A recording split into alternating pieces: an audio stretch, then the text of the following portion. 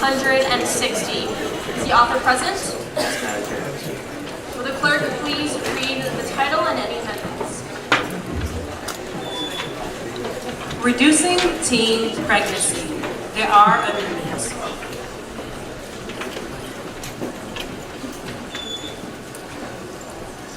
On line 25, after states, add, the following contraceptive devices must be made available: the external male condom, the internal female condom, and the external youth male condom. On line 19, add, the bathroom vending machine requires a 5-cent charge for a condom. This is to prevent students from taking an excessive or unnecessary number of contraceptives. Again, line 25, after states, add, the following contraceptive devices must be made available: the external male condom, the internal female condom, and the external youth male condom. On line 19, add, the bathroom vending machine requires a 5-cent charge for a condom. This is to prevent students from taking an excessive or unnecessary number of contraceptives. Thank you. Recognized for his 4-minute opening statement. Thank you, Madam Chair. I am River Shields from the great state of New Mexico. I would like to reserve my right to yield my time to my closing summation. That is your right. Thank you. Very few issues have as much relevance and as much impact on our generation's society as teen pregnancy. The United States possesses the highest teen pregnancy rate of any developed country, with 30 out of 1,000 teenage girls becoming pregnant every year. This statistic is truly staggering and grants credence to the seriousness of teenage pregnancy in U.S. society. With 273,105 babies born to teenage mothers in 2013, the ramifications of teenage pregnancy are widespread and highly detrimental. Teen pregnancy commonly has lifelong consequences. 70% of all students that drop out of high school do so because of pregnancy, and 90% of teens that become pregnant will drop out. This radically reduces opportunity for teenage parents. Furthermore, the child of a teenage pregnancy are significantly less likely to complete any form of formal education. Teen pregnancy is also tremendously economically adverse, with $28 billion worth of taxpayer money spent on childbearing programs a year. In addition, the U.S. is number one in developed nations for STDs, with young people consisting of half of the 20 million individuals that are inflicted with an STD in the United States. Teenage sex remains dangerously unprotected, and American policies remain distinctly apathetic. But there is a solution. 96% of schools in France give their students access to at least one condom vending machine, and their teen pregnancy rate is 1/5 of the United States. Since the implementation of a similar free access contraceptive program in T.C. Williams High School in Virginia, teen pregnancy rates have dropped by nearly 1/3. There is indisputable evidence that access to contraceptives does, in fact, decrease the teenage birth rate in a school environment.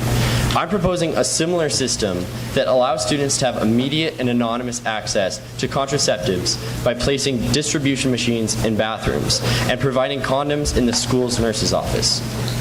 This will ensure that high school students have immediate, constant, anonymous, equal, and free access to contraceptives.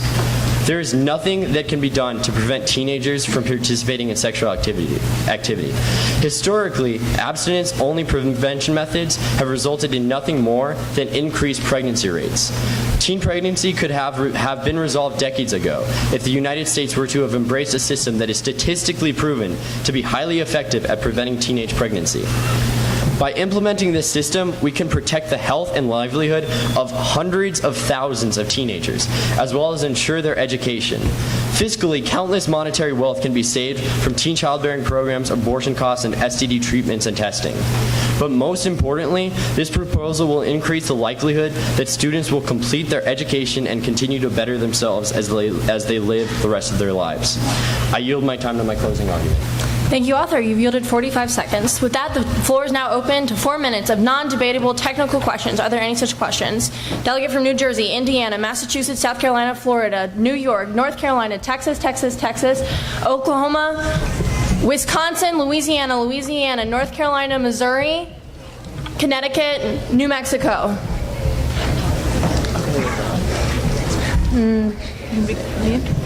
Isabel Gelfand, New Jersey delegation. Thank you, Madam Chair.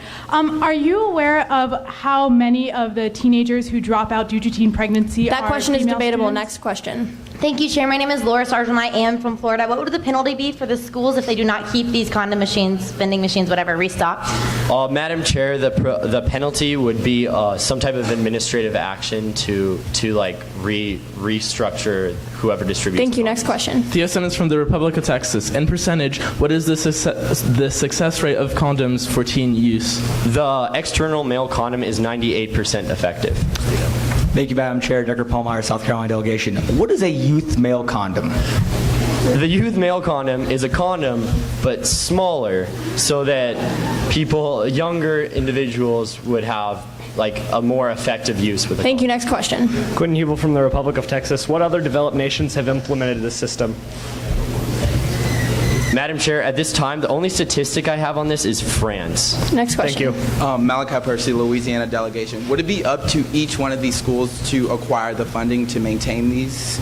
Madam Chair, the funding would come from the Department of Education for the first implementation of the program, and then the revenue from the program would allow the school to Thank you. continue Next question.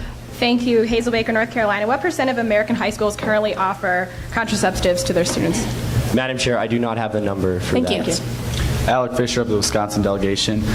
Thank you, Madam Chair. In line 26, it states that a troubling 22% of women report unprotected sexual activity. What's the percentage of males between the ages of 15 through 19 that report using contraceptives during sex? Madam Chair, I do not have that statistic. However, women would be the most important as they are the Thank you. Next question. Thank you, Chair. Jess Frankovich, New York State. At schools that include grades 9 through 12 and younger grades, would the machines still be required? Madam Chair, I'm sorry, can you repeat that? At schools that include grades 9 through 12, but also include like a middle school in the same building, would the machines still be required? Madam Chair, the machine would not be. Thank you. Next question. Thank you, Chair. Collins, North Carolina. Will there be any information on how to correctly use a condom provided? Yes, the intention would be. Thank you. Next question. Brown from the great state of Indiana. Go Hoosiers. You stated that it costs the student 5 cents. How much does it cost the school for one condom? Madam Chair, so the production cost of a condom is 2 to 4 cents. Thank you. Thank you, Madam Chair. Chase County, Missouri delegation. What is the average cost of the contraceptive to students outside of school? Madam Chair, the students outside of the school would. The average cost, I don't know exactly what. Thank you. Next question. Lauren Linus, the Republic of Texas. How much does the average box of condoms cost? Madam Chair, I do not know that. However, it's thank more you. than Next 5 question. Joseph. Sorry. Go ahead. Joseph Pedersen, the New Mexico delegation. What was the pregnancy rate in France before and after the program was implemented? So the pregnancy rate in France before their program was implemented was only 2% lower than ours, and now it's significantly lower, a fifth of Thank you. ours. Next question. Olivia Bowman, New Jersey delegation. How much will it cost to install one of these machines in the high school? Madam Chair, that would be up to the school's discretion. Thank you. as Next to the question. size. Thank you, Madam Chair. Hannah Peterson, the Republic of Texas. Will the government be profiting off these by any means? Madam Chair, no, the government would not. Thank you. Maggie McConnell, South Carolina delegation. Do you have the number of teen parents that go back to school after dropping out? No, I do not. Thank you. Harlan Ashby, the Republic of Texas. Do you have a quantifiable number statistic of how much pregnancy dropped in France after this proposal was implemented? Madam Chair, so their teen pregnancy Time for rate. non-debatable technical questions has elapsed. With that, the chair will now recognize the con-intent speaker. Chair recognizes Isaacson, Missouri.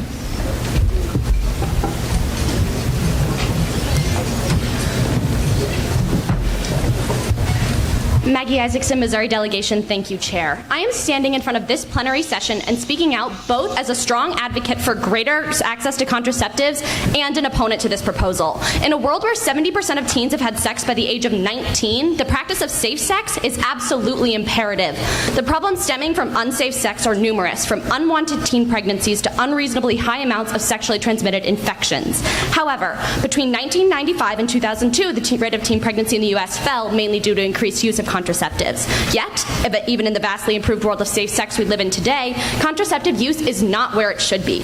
And however, as appalling as the state of teenage sex and sexuality is in the United States, this proposal will not help.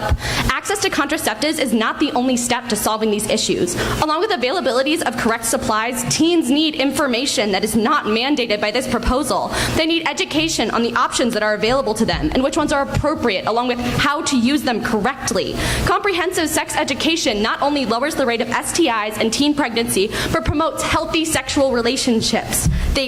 But within the United States, 1 in 3 teenagers has not had formal instructions about contraception. 1 in 4 adolescents will receive abstinence-only education without the addition of contraceptive knowledge. Without vital information, all varieties of condoms may be used in such a way that renders them useless. Misuse leads to breakage and leakage, both of which can lead to pregnancy or sexually transmitted infections.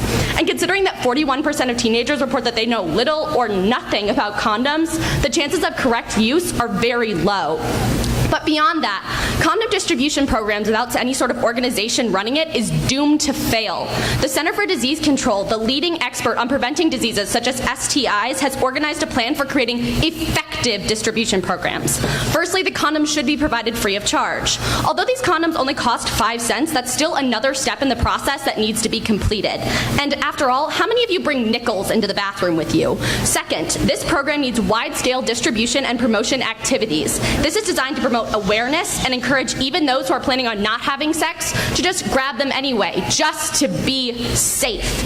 And finally, these programs require a community and organization-based system to run the effort. A passive approach that allows teens to essentially run this program themselves on their own time isn't enough. A school can maintain confidentiality without abandoning human contact entirely. In order to overcome the stigma and the ignorance that surrounds contraceptives, schools require a shift in thinking in their communities that can only come from an organized effort.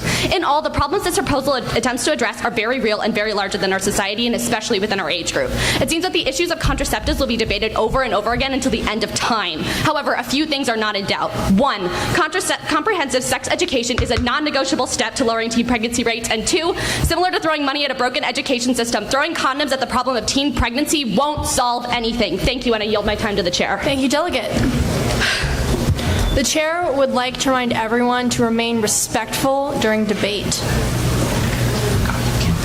With that, the chair will now recognize the pro-intent speaker. Chair recognizes Montoya, New Mexico.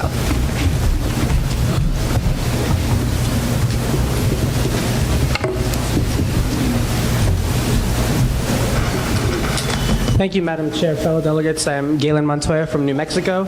Now, when we first learned to ride a bike, our parents give us a helmet so that in case we fall, we're safe. When we learn to drive, we're taught to use seatbelts and exercise caution so we don't get in an accident. So why is it that when we're taught about safe sex and safe sex practices, we are not given the tools necessary to practice safe sex? Teen pregnancy is an epidemic in this country today. My home state of New Mexico is the second highest teen pregnancy rate in the country. In the United States, young people between the ages of 15 and 24 account for 50% of all new STDs transmitted, although they only represent 25% of the sexually experienced population. That statistic is outrageous and shocking when through use of simple contraceptive is almost entirely preventable.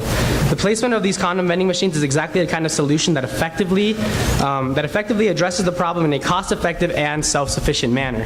When concerning the proposal, I implore you to please set aside any beliefs, religious or otherwise, that might emphasize abstinence until marriage. That is not what this proposal is addressing. The reality is that teens are sexually active. According to DoSomething.com, 1/3 of high school students reported being sexually active, and that is only those who reported it.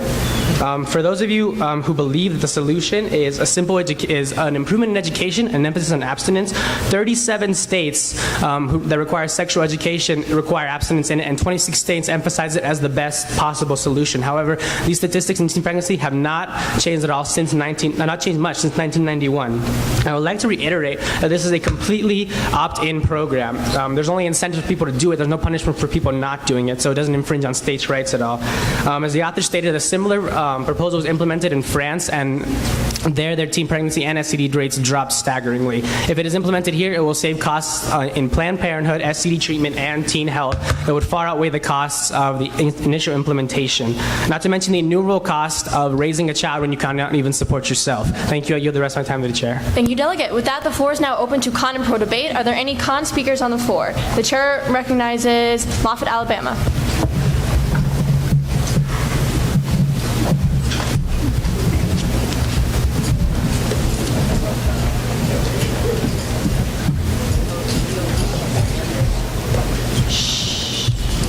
Lydia Page Moffitt, family of Alabama. I'd like to yield the rest of my time to Sadie from Alabama. That is your right. Although I applaud the author on the intentions of this proposal, I have to rise in strong opposition. This will in fact increase sex rates found in teens between ages 15 to 19. And here are a few reasons why. This proposal fails to provide education to go along with this new installment of condoms. Without proper education, this is only providing easy accessibility to young teens. Basically, it's like saying it's okay to have sex as long as we use a condom. This is in fact wrong. As the author stated in regards to line 33, the Institute does promote the usage of condoms as well as several other CDCs. The difference is they also provide education, unlike this proposal. People fail to realize that the usage of condoms does not clear you of getting rid of an STD or possible pregnancy. It only decreases your chances. And then on top of that, people use it improperly most of the time. So with that, I yield the rest of my time to Ms. Sadie. 40 seconds. Cassie Sadie, family of Alabama. Thank you, fellow delegate, and thank you, Madam Chair. First of all, I want us to take a look at where this proposed proposal takes place. It's taking place in a school. And what is a school about? It's about education. But this is not giving any education whatsoever. It's not giving any about even how to have safe sex. It's not giving any about proposed negative effects that could come from safe sex. And it's not even mentioning that there is such a thing as abstinence out there. I want to also take into account the students. They're at a highly influential age, and this is saying, whether this is the proposal, I'm not saying it intends it or not, but it's inherently saying that the government and the school system is in favor or is okay with high school students. Thank you, Delegate. Your time has elapsed. With that, the chair will now recognize a pro speaker. Is there such a speaker on the floor? The chair recognizes Commerce, Minnesota.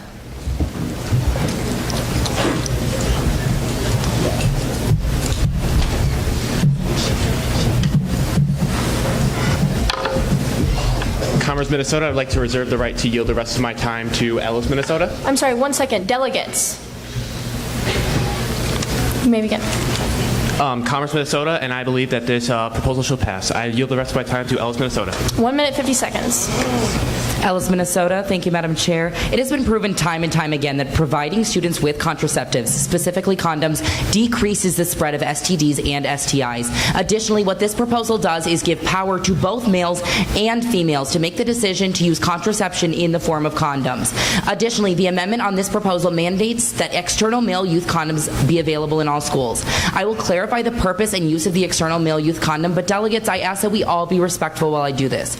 Currently, there are very few ways to get external male youth condoms in the United States. This is a large issue due to the fact that youth ages 12 to 15 are having sexual relations whether we like them to or not, and they are using improper protection. Standard external male condoms are too wide and fail to afford protection to adolescent boys during any type of intercourse. This condom was developed in Sweden, which is a narrow condom which provides a firmer and more effective fit. This is available in limited fashions in the United States, and this proposal makes these condoms readily available, which is very important because they are more effective for younger partners than the traditional version. Additionally, I understand the argument that if students are not mature enough to seek professional help, then they're not mature enough to have sex, but that doesn't mean they aren't going to do it. So let's provide condoms to protect our young adults. Additionally, previous speakers have mentioned how providing condoms that are free is the most effective way, and while I agree that the CDC says this, providing free condoms is the best idea, and that is why this proposal mandates that free condoms are available in school health offices. Even better, students can pay a small price for condoms in an anonymous place if they so choose. So what this does is go a step beyond what the CDC recommends, and for that I commend the author. As this proposal, every single specific detail is not present, and I believe that education Thank you, Delegate. is the Your next time step. has elapsed. With that, the chair will now recognize a con-speaker. Is there such a speaker on the floor?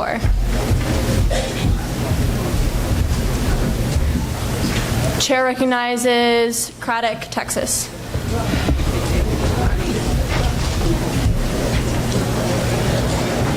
Shh, delegates.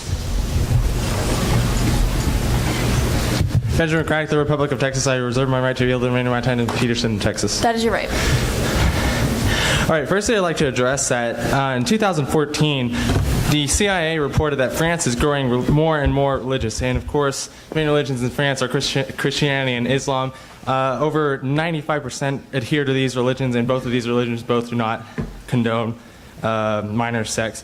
And secondly, I'd like to address that maybe instead of implementing this, we can actually teach kids not to have sex at 15.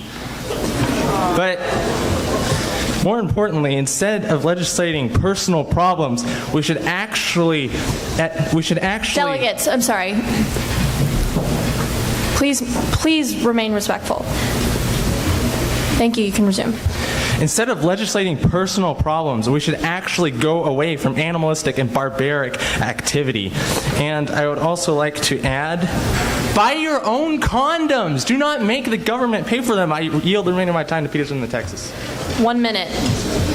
Thank you, Delegate. Thank you, Madam Chair. Hannah Peterson, the Republic of Texas. There's a very short speech I'm about to give. You cannot argue that this does not encourage the sexual activity of teens.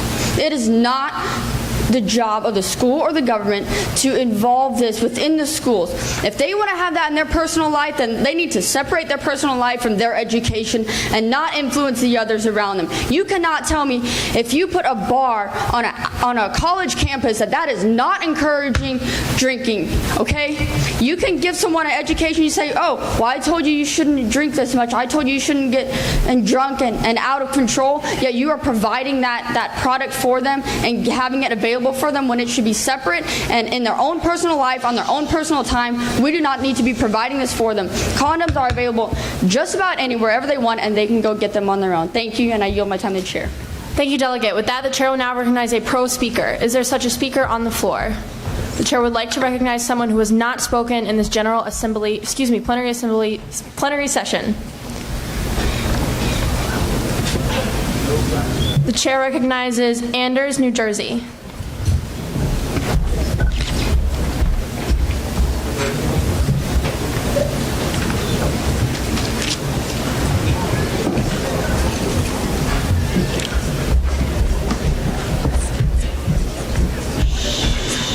Delegates,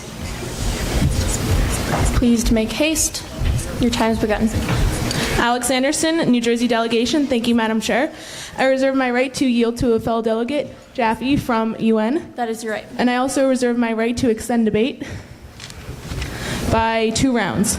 Okay, Delegate, you cannot make a motion now and speak and yield time. Which of those things would you like to do? Extend debate.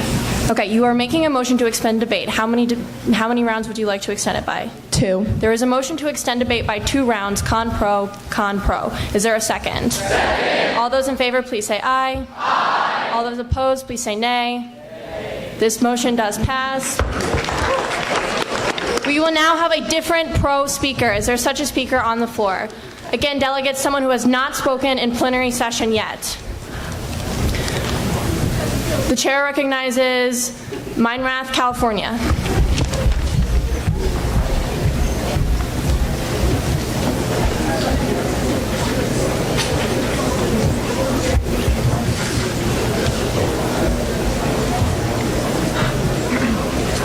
Delegates.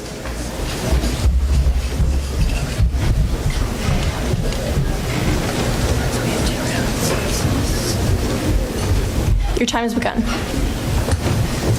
My North California, and I reserve my right to yield the remainder of my time to Cuevas from Michigan. That is your right. So whether you agree that teens should be having sex or not, they're going to be having sex, and they might as well be doing it when they're protected. I'd also like to say that in Chicago, New York, and Los Angeles, programs like this have been implemented, and since then, in New York City, pregnancy rates have dropped 27%. And yes, you're right, condoms are not completely effective.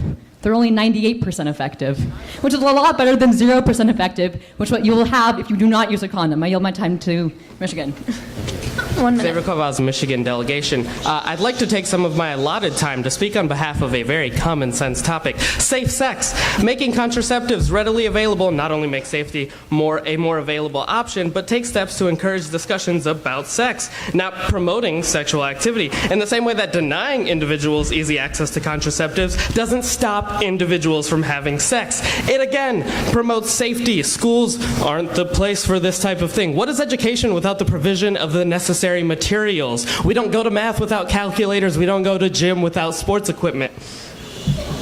Now, teen pregnancy is a struggle. It is difficult not just for the mother, not just for the parents, but the child being raised by individuals who aren't necessarily ready. We need to make sure that this is something that is taken care of. We need to change our view, stop viewing sex as a taboo topic, and act and promote safety and education. And with that, I yield the remainder of my time to the chair. Thank you, Delegate. The chair would like to remind everyone to not speak to the author. If they come up, you can pass them a note, but do not speak to them. The chair will recognize a con speaker. Is there such a speaker on the floor? The chair recognizes Halim, Massachusetts.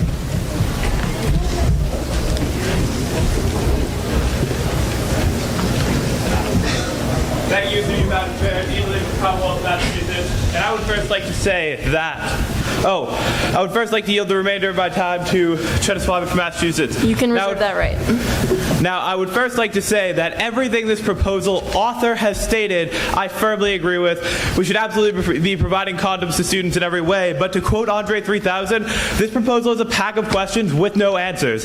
In the proposal for action, it reads like a justification. It gives you statistics. It gives you things that you should know about the issue. It tells us the information that we need to debate, but it doesn't give us action to take.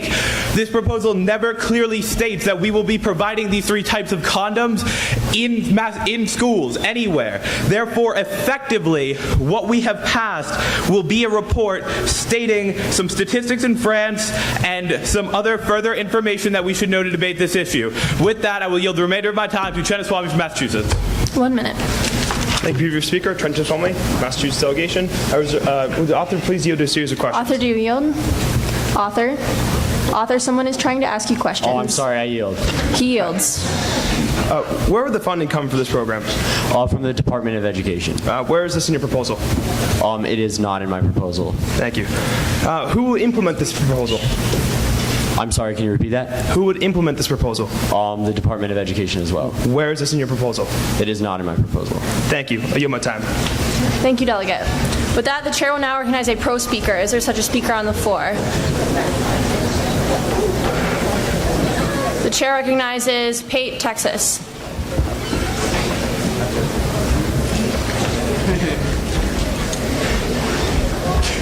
Delegates, the undercurrent will cease. Zachary Pate, Republic of Texas, and I would like to reserve my right to yield my time to Lawrence of Texas. That is your right. Okay, and I'd like to ask the author a series of questions. Author, do you yield? I yield. He does. Okay, would the businesses sell these condoms to schools at full price, or how are they going to get the condoms? Is the government going to pay full price, or? I'm sorry. The government would pay for the first initial amount of condoms that would be sold wholesale to the schools, and then from there, the schools, using the revenue made off the condom sales, would continue to stock the supply. Okay, and what percentage of the condom market is youth buyers?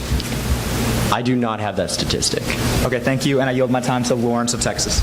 Sam Lawrence from the Republic of Texas. I just want to bring up one point, and that's the religious point of this proposal. A lot of people are arguing abstinence is key, abstinence is key. Yes, but abstinence is primarily used in a religious context.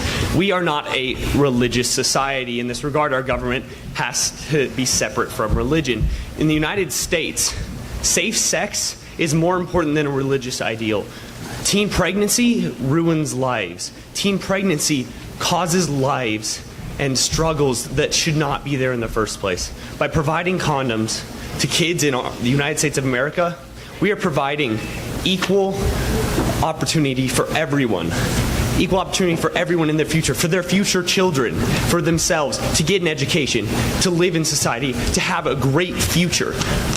And thank you. I really appreciate the consideration of this proposal. I really appreciate the proposal author for making this aware, to bringing this topic to everyone. And I yield the remainder of my time to the chair. Thank you, Delegate. With that, the chair will now recognize a con speaker. Is there such a speaker on the floor? The chair recognizes Florida.